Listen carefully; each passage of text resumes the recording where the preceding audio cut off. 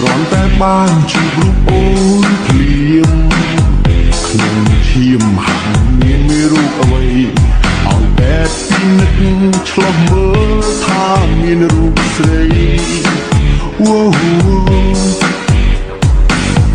តើមានថ្នាំអ្វីអាចព្យា